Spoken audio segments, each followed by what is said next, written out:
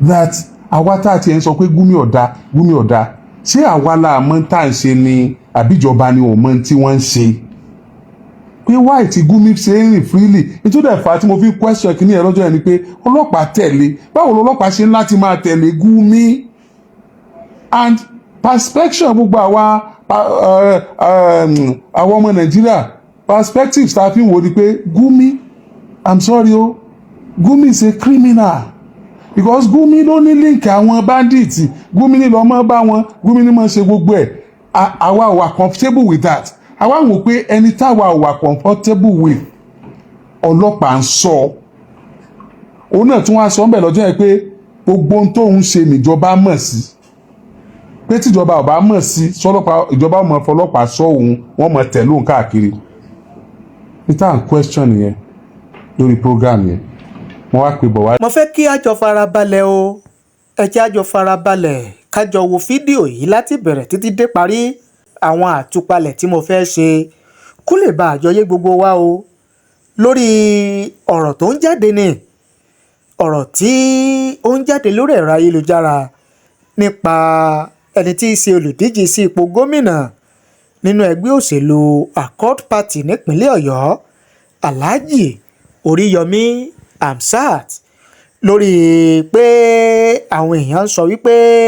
Alhaji Oriyomi ó ní ìbáṣepọ̀ pẹ̀lú ẹni tí àwọn èèyàn ti ń rí táwọn èèyàn ti mọ̀ gẹ́gẹ́ bí agbódegbà fún àwọn báńdíìtì àwọn agbésùmọ̀mí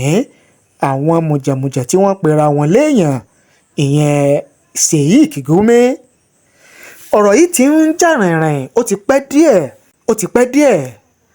ṣùgbọ́n Alhaji Oriyomi wá sọ àwọn àlàyé ọ̀rọ̀ kan tí mo sì fẹ́ kájọ gbọ́ láti bẹ̀rẹ̀ títí dé parí ẹ jẹ́ mú wá fún wa tá a bá wá gbọ́ tá a bá wò tán kẹ́ ẹ wá jẹ́ kí n mọ èrò àti òye títí yín hèyé ó lágbára o sóṣèlú náà lápè ni àbí n táwọn èèyàn ń rí n táwọn èèyàn ń gbọ́ ni wọ́n ń sọ ẹ jẹ́ á gbọ́rọ̀ lẹ́nu Alhaji Oriyomi. àwọn ẹni bí àwọn ẹlẹ́tàn àwọn ọ̀bàyéjẹ́ ká má máa pe ọmọ mi ní àwọn ọmọ ọ̀rẹ́ Gumi àwọn ọmọ bandits. I don't know where you come about this but lẹ́ẹ̀kan sí ẹ jẹ́ kí n bẹ̀ yín mo bẹ̀ yín torí Ọlọ́run gbogbo ẹ̀yin olólùfẹ́ Oriyomi Hamzat ní Nàìjíríà àti lókè òkun mo bẹ̀ yín ẹ jọ̀ọ́ nǹkan kan wà tẹ́ ẹ̀ nígbà lọ́wọ́ mi o ẹ jọ̀ọ́ àwọn tí wọ́n rèsì pa àwọn rí mi pẹ̀lú Gumi ìní gbọ́ o tí ẹ bá bẹ̀ mí lórí ìyẹn mi ìní gbà o ẹ jọ̀ọ́ ẹ jẹ́ kán mú evidence wọn jáde tásìkò bá tó ẹ má sọ pé mo fọlọ́pàá gbéyàn lórí ẹ mọ̀ pé ọ̀pọ̀lọpọ̀ ebú ni wọ́n ti bú mi ọ̀pọ̀lọpọ̀ ọ̀rọ̀ ni wọ́n sọ mi ní act on that but ọ̀rọ̀ Gumi I will act on it mo ti serve mo ti pay deal mi mo ti serve community mi mo ti serve nation mi mo ti serve state mi beyond normal mo ti put life mi on the line láti serve masses DSS gbé mi nítorí pé mo ń jà fún pé ìjọba ò san sálárì wọ́n ti lé ẹ̀mí mi kiri nítorí àwọn tí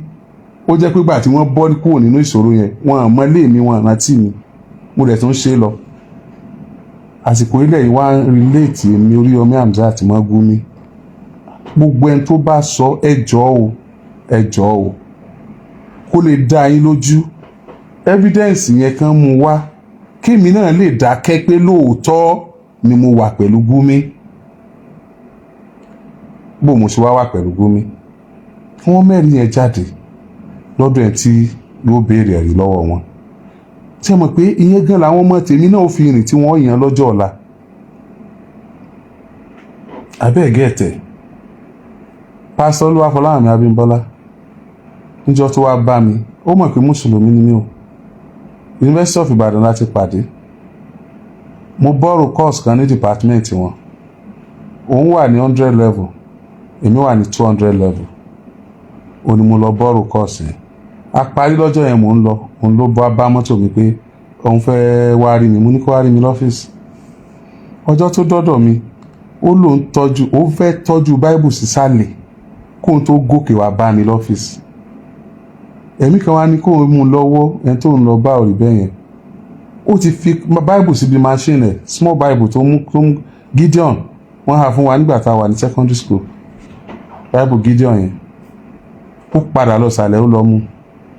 ìgbà tó dọ́dọ̀ mi ó fẹ́ máa bá mi sọ̀rọ̀ pé kí n gba òun mo rí báíbù lọ́wọ́ ẹ̀ wọ́n á ní wow you are a Christian ó ní yes I'm even a pastor mo ní má sọ kankan mọ́ mo ti gbà ẹ́ wọlé he was wondering pé why tí mo sáré gba wọlé bẹ́ẹ̀ mo ní because you are a pastor I needed a pastor beside me ó wà lọ́dọ̀ mi ti sin o lọ́dún yìí mo fẹ́ ràn yàn lọ Mẹ́kà torí pé owó ẹ tí màá rán lọ Jerusalem ò pé mo stop àwọn tí mo fẹ́ rán lọ Mẹ́kà pé ọdún tí mo bá rówó ní Jerusalem náà màá rún ní Mẹ́kà lọ the same hour sàn fi ń ṣe Christian prayer iná wọn fi ṣe Muslim prayer lágídígbò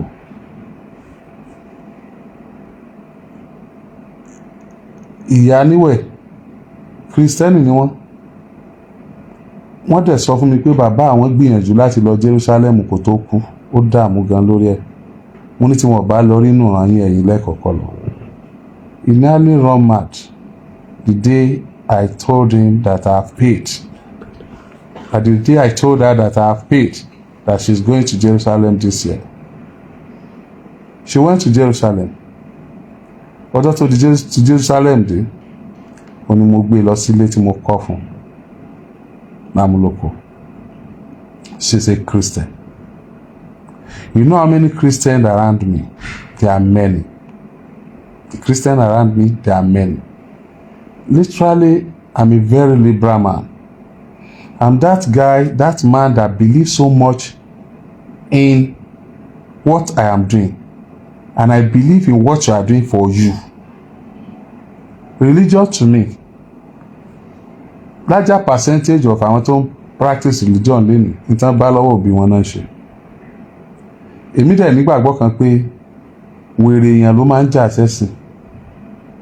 ní ó sọ̀rọ̀ rẹ̀ dọ̀tá nítorí ẹ̀sìn nítorí pé Ọlọ́run tá à ń sìn ó ní agbára láti ṣe gbogbo ẹ̀sìn lẹ́yọ kan òun fúnra rẹ̀ ló ṣe tó wù so anybody tó bá ń pé egbò yẹn gbọ́dọ̀ ṣẹ̀sìn òun Ọlọ́run gan ló ń bá jà Ọlọ́run ló ń question kò kí ń ṣe tó ń question yẹn because ó yí Ọlọ́run ju everybody lọ ẹ̀yin èèyàn mi ẹ̀yin olólùfẹ́ òdodo human rights fighter lóríyọmí o pure activist from the blood and humanity first before any other thing mo wo Bible dáadáa mo wo Quran dáadáa mo rí wípé ibi tá a ti lè gbà ṣe Ọlọ́run jù ó ní látara ara wa ìwọ tó wò mí sọ̀sọ̀ tó pè mí ní ọ̀rẹ́ Gumi tó pé tó bá ti rẹ́ni tètò ní ṣe pẹ̀lú mi òun dápọ̀ Gumi tó wá sí pé ẹ̀sìn rẹ náà ló nífẹ̀ẹ́ sí tó bẹ́ẹ̀ ó ti dọ̀tá Ọlọ́run ó ti ṣẹ̀ torí Bíbélì ní wádìí ohun gbogbo dájú ká sì di èyí tó ń ṣe òtítọ́ mú Al-Qur'an náà sọ bẹ́ẹ̀ pé tí wọ́n bá kọ́rọ̀ wá bá ọ ṣèwádìí kó wá mọ tí wọ́n pè lódodo where is that gullibility comes from ìwà gọ̀ ẹni tá tiẹ̀ sọ fún yín pa ẹ̀ tí ẹ̀ wo àti máa ṣe bọ ẹ̀ gan kẹ́ ẹ wo orí èèyàn tó jẹ́ kẹ́ ẹ wo tó ti ń ṣe ìgbà tí ìsìnkú ẹ̀yìn náà gbàdúrà kọ́lọ́run wọn pa yín dà sáìdá ká padà sí aburú bá yín ẹ̀ ní gbàdúrà ká padà sí aburú bẹ́ẹ̀ lòmíì náà ẹni tó kó gbogbo ẹlẹ́sìn mára bàbá ìyá mi bàbá tó bí ìyá mi gangan ni wọ́n ń pè ní Adégòkè Àkànmú ọmọ Agẹṣin jáwé Ifá ọmọ atẹ́niwíjọ́ pípẹ́pẹ́ pé ọ̀rọ̀ mọ́ bá gbọ́n lẹ̀ babaláwo ló bí àìmọye orin ifá tá a mọ̀ tó pé tá a bá ń ṣètò lórí rédíò gan tá a bá ń lò àwọn èèyàn mọ̀ wò pé bó ló ṣe jẹ́ ni. And if you care to know, I studied Yoruba ní University of Ibadan. Anybody tó bá dẹ̀ study Yoruba ẹ lè imagine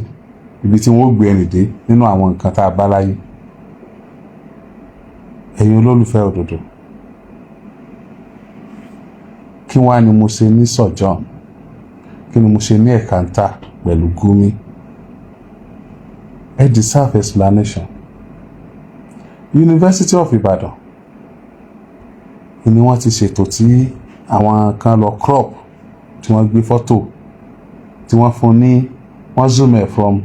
afar wọ́n jẹ́ kójú yẹn blur because I am used to face cap and that person as well use face cap and the sitting position of that guy sef ó jọ tèmi nígbà wọ́n zoom ẹ̀ mọ́ra tán. Àwọn tí wọ́n máa ń ṣèwádìí mo ní kí wọ́n bá ń ṣèwádìí picture yẹn mo fẹ́ mẹ́ni tó wà ń bẹ̀ yẹn gangan. Number one ni pé the picture ẹni tẹ́ rí nínú picture yẹn gangan tó jókòó yẹn ẹni tó jókòó tí yẹn gan ṣe Gumi o. That's another event táwọn kan lọ ṣe tí bọ̀bọ́ yẹn dẹ̀ jókòó bẹ́ẹ̀ àmọ́ tí wọ́n ṣe o mi mọ nǹkan kan pa event yẹn o. Òun ni wọ́n gbé wá tí wọ́n wá crop picture yẹn tí wọ́n ń pe bọ̀bọ́ yẹn tó dé cap tí wọ́n ń pè lóríyọmí Hamzat tí wọ́n á lè mi Oriyomi jókòó pẹ̀lú Gumi. Níjọ́ mo ti dáyé ìrì Gumi rí. Number one náà àwọn tó máa ń criticize Gumi àwa lélẹ́yìí I'm a broadcaster for crying out loud. I'm a broadcaster, professional broadcaster, not just broadcaster. I'm even a media executive, one of the media executives to reckon with in southwestern part of the country. Mo jẹ́ kan nínú wọn. Ẹ má ṣe mistake, ẹ má ṣàṣìṣe. Àwọn èèyàn ní kí má máa fáwọn èèyàn lé sí mọ́. Eléyìí ó dàbí pé eléyìí nítorí àwọn ọmọ mi torí ọjọ́ ọ̀la wọn òun láti fún yín lésì. I could remember very well. From the marketing department to news department. I was not even aware of it. Láàárọ̀ ọjọ́ yẹn, mo rí Bọ̀wálé, àwọn bràlá tí wọ́n kó OB material wa, that is outside broadcasting equipment. Wọ́n kó sínú Agidigbo van. Níbo lẹ́ ń lọ? Wọ́n láwọn ń lọ UI. Kí ló ṣẹlẹ̀? Kí lẹ́ lọ sí ilé ìwé wa? Wọ́n láwọn ń lọ sí this event center tó wà nínú UI conference center. Wọ́n ní àwọn Muslim ṣe program kan bẹ̀. Wọ́n dẹ̀ invite àwọn káwọn wá cover ẹ̀. Wọ́n ti sanwó fún marketing. Okay. Láyọ̀lẹ́ lọ láyọ̀lẹ́ dé. I don't know anything about the program. Ìmọ̀ tó ṣe ìmọ̀ ìtàn pè. Mo dẹ̀ jókòó, mo dẹ̀ ṣe tèmi lọ. Mo kó òbí iṣẹ́ mo tún lọ bò mí. Wọ́n ìgbà tó di àárọ̀ ọjọ́ kejì mo wá fún ṣókàn wá. No, astagfirullah. Wọ́n ṣe program yẹn lọ́wọ́ ní Bọ̀wálé pè mí pé ọ̀gá mo máa rí kankan bí o mo ní kí ló ń sọ ṣé ẹ lè bí pé Gumi wà bí sa mo ní Gumi ẹ jẹ́ máa sábọ̀. Ó ní ó fọ́ nìkan o mo ní báwo ló ṣe ń wò èmi fẹ́ mọ̀ mo fẹ́ mọ̀ nípa ẹ̀ mo fẹ́ mọ̀ tí wọ́n ń sọ mo fẹ́ mọ̀ bóyá is a woman be like us èmi gan ẹ̀rù bà èmi náà bó ṣe sọ pé òun rí Gumi báwo ló ṣe rí báwo ló ṣe ń wò tó sọ̀rọ̀ tó ṣe ó ní ó dà pé ó máa sọ̀rọ̀ nínú àwọn VIP tó wà níbi àwọn ló wá pé ó ní àwọn Muslim ní what are they saying ó ní ọ̀gá jẹ́ndé àríra mọ́ lọ́jọ́ yẹn. Ìgbà tó dára ọjọ́ kejì èmi wà lórí set fún Ṣókànwá yẹn ni mò ń ṣe lọ́wọ́ wọ́n wá ní pé ẹ̀yin èèyàn wa kò sínú pépà gan mo lè má sọ̀rọ̀ kan pé àmọ́ tó ń ṣẹlẹ̀ o Gumi wá sí University of Ibadan lánàá o wọ́n ṣe event kan bẹ́ẹ̀ o Fẹ́bàdọ́lá ní Gumi wá ṣé Gumi ó yẹ kó wá ni ṣé Gumi jẹ́ kínní ni ṣé Gumi ṣe kínní kan ni ó ní Gumi wá bẹ́ẹ̀ mú nígbà ilé Gumi padà ní Saudi Arabia tíjọba ò bí léèrè ó lágbára jùjọba lọ ní mo ní ọlọ́pàá gan tún sin Gumi wá bẹ̀. Gumi ní ọdílé ọlọ́pàá tí ń sọ kí ni Gumi wá ṣe UI. Èmi ni mo rí sẹ̀, èmi ni mo ń question is coming down there that day. Mo wá ní kán bá mi pe ọmọ tó lọ wá, wọ́n wá lọ pe Bọ̀wálé wá sórí show, ó wá ń give report. Ibi tí mo ti sọ̀rọ̀ pé Gumi wá UI kódà àwa ń bẹ̀ tí mo rí bá sí is our radio station. Àwa la cover ẹ̀. Gbogbo tẹ́ ń sọ lé ní pé kìnnìkan ṣẹlẹ̀ papọ̀. It is because we covered Gumi's presence ló jẹ́ kí ọ̀pọ̀lọpọ̀ àwọn tẹ́ mọ̀ pé Gumi wá UI gan mọ̀ pé Gumi wá. It was because we exposed his coming. I was not there. I did not know Gumi. I don't know anything about the program. But I used that program that day to question federal government that àwa tá ti ń sọ pé Gumi ọ̀dà ṣé àwa la mọ̀ tá ń ṣe ni àbíjọba ni ò mọ̀ tí wọ́n ń ṣe. Pé why tí Gumi ṣe ń rìn freely nítorí ẹ̀fà tí mo fi question kìíní ẹ̀ lọ́jọ́ yẹn ni pé ọlọ́pàá tẹ̀lé báwo lọ́lọ́pàá ṣe ń láti máa tẹ̀lé Gumi. And perspection gbogbo àwa ọmọ Nàìjíríà perspectives ta fi ń wo ni pé Gumi, I'm sorry o, Gumi is a criminal because Gumi ló ní link àwọn bandits, Gumi ní lọ mọ́ bá wọn, Gumi ní mọ́ ṣe gbogbo ẹ̀. Àwa wà comfortable with that. Àwa wò pé ẹni táwa wà comfortable with ọlọ́pàá ń sọ. Òun náà tún wá sọ ń bẹ̀ lọ́jọ́ yẹn pé gbogbo ohun tóun ṣe níjọba mọ̀ sí. Pé tíjọba ò bá mọ̀ sí sọ́lọ́pàá ìjọba mọ̀ fọlọ́pàá sọ òun wọ́n mọ̀ tẹ̀lé òun káàkiri. Peter and question yẹn lórí program yẹn wọ́n wá pe Bọ̀wálé wá pé kí Bọ̀wálé wá fún wa ní report tó ṣẹlẹ̀ ń bẹ̀. Ibẹ̀ ni Bọ̀wálé ti sọ ogun tó sọ pé òun o àwọn èèyàn ọ̀tọ̀ lójú tán fi ń wò òun rọ́ǹkì ní wọ́n nípa òun kankan. Èmi wá bí Bọ̀wálé léèrè pé ká lè mi wà bẹ́ẹ̀ lọ́jọ́ yẹn. Ìbéèrè tí n bá bí ni pé ẹ̀sà ìbéèrè méjì mo ní fún yín o. Kí ló dé tí wọ́n lè yín padà ní Saudi Arabia? Ìlú ẹlẹ́sìn sáà ní Saudi Arabia tó wá sí pé gbogbo tẹ́ ń ṣe yẹ̀sìn náà ni kí ló dé tán wá lé yín padà ní Saudi Arabia tí wọ́n jẹ́ wọlé. Ìbéèrè àkọ́kọ́ nu. Ìbéèrè ẹlẹ́ẹ̀kejì ni pé gbogbo àwọn tí ń jiyàn gbé bó ló ṣe jẹ́ pé ẹ̀yin lẹ gbọ́ èdè wọn, ẹ̀yin lẹ mọ̀ ọ̀dọ̀ wọn, ẹ̀yin lẹ mọ̀ ibi tí wọ́n wà. Bọ̀wálé wá ń sọ fún mi pé wọ́n jẹ́ káwọn béèrè dáadáa pé it's like one doctor àwọn questions táwọn ń béèrè ni wọ́n á ní èmi Oríyọmí wàláì ǹjẹ́ wàá gbà láàfún ìbéèrè tí ń bá wà ń bẹ̀ gbọ́dọ̀ wọ ẹyọ kan kódà kí n béèrè kọ́ mọ́ dá mi lóhùn ayé ò rí pé mo béèrè. That was what I said and that was all I knew about Gumi. Ìwà àmọ́gbà tẹ́ sọ pé èmi ni mo invite Gumi. Now ẹ wá já bọ́ pọ̀ lọ́wọ́ sọ̀rọ̀ ń bí. Gumi tí gbogbo wa wò bí criminal, Gumi tí a rí bíi pé problem wa ni. Ọdún kelo ní tí a ti rí Gumi bíi problem wa. Ṣé ìjọba wa gbọ́ pa ń complain láti join pa Gumi? Ni federal government ò fi ṣe nǹkan kan lórí Gumi dé òní tó fi jẹ́ pé instead ọlọ́pàá ni wọ́n fi ti Gumi. Number 1 nìyẹn. Number 2 ní 2014 tí mo lọ sí first hajj mo rántí àwọn bàbá wa kan akóra wa lọ sínú Kaaba mosque ibẹ̀ à ń lọ ṣe prayer àwa tòjọ́ báyìí ṣé níbi tá a ti tòjọ́ tá a jókòó yẹn wọ́n dá wa láàmú ìgbà tó yẹ èèyàn kan pupa ó join wa bóyá Iraq ló ti wá bóyá Iran ló ti wá ni ó join wa àwọn ọlọ́pàá àbẹ̀ wá kíákíá wọ́n dẹ̀ tú wa ká a tún lọ bòmí àjókòó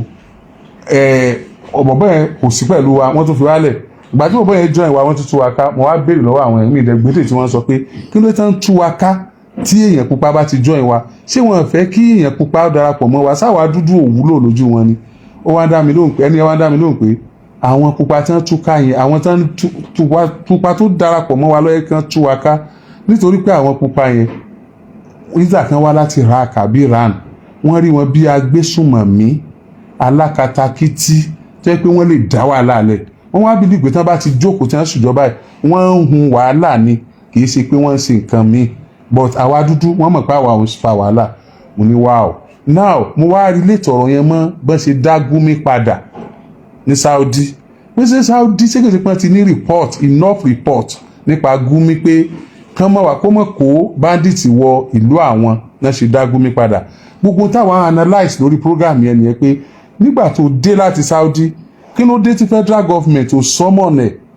àbí kán question ẹ̀ pé wọ́n dá padà ní Saudi. Then tó bá jẹ́ pé federal government mọ̀ pé Gumi wà okay, Saudi ni ò wà okay,